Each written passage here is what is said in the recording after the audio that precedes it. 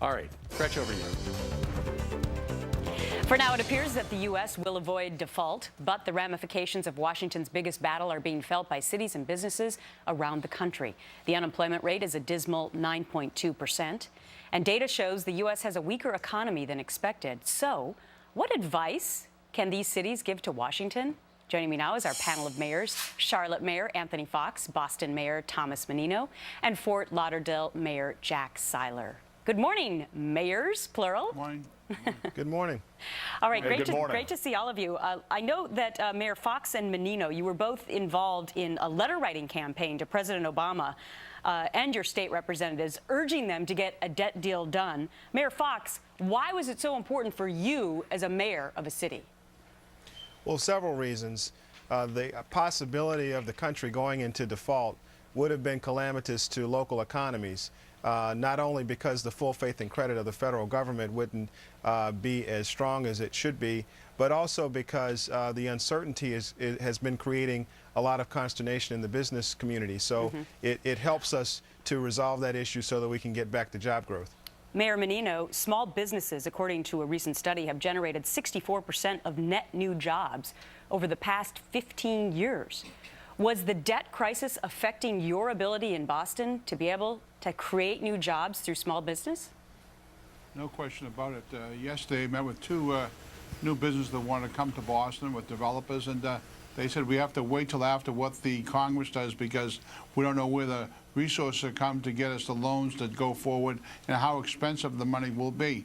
This was a death knell for our country if we didn't do something immediately, because the whole financial situation will be in deficit, and I think just, it's about people, how we're going to help people. I think that's what's lost in Washington, how we're going to help people get through this. I mean, just think about the Social Security check not coming, Medicaid, Medicare, but all those issues are out there, and I think what they did last night, the House, is a beginning. It's not an end. I just say that, the president is not the best deal put together, but it's a start, and the Congress that's going to be put together in November has to come out with a decision in January. It's going to be a beginning of a cut in the budget. We know cuts have to be made. Let's go forward. Right. A beginning with a lot to follow it up. Mayor Seiler, I'm interested in knowing your perspective. Sometimes people forget this, I think, that mayors of cities, you have to balance your budget every year, don't you?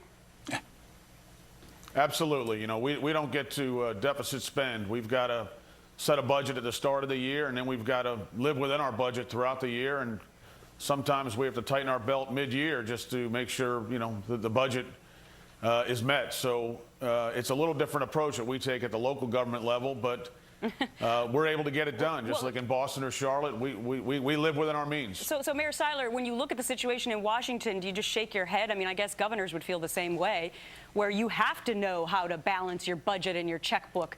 And then you look at Washington and say, what the heck is going on there? It's extremely frustrating, and as the mayor said, the deal had to get done because we've got to try to move this country forward. We've got to move our cities forward. We've got to start creating more jobs, and you can't have that uncertainty hanging over everyone's head. Now I think we can move forward and get some things done that'll create more jobs and get this economy going. Mayor Foxx, what advice would you give to the president or to members of Congress right now?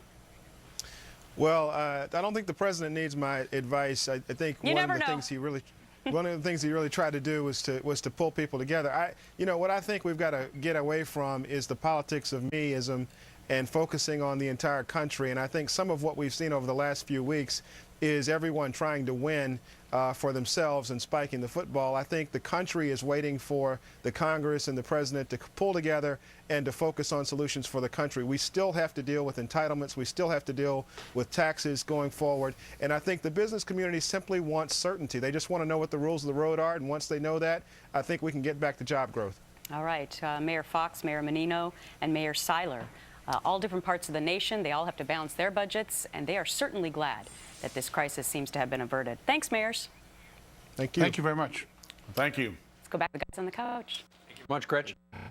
Finding a job, stick around for the top 5 companies that are hiring this week. They could help you.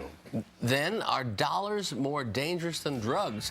Dr. Keith Abloh says all Americans are wired to spend. It might be harder to quit than even smoking. He's going to tell us. Wow. Cause she's hot and soul.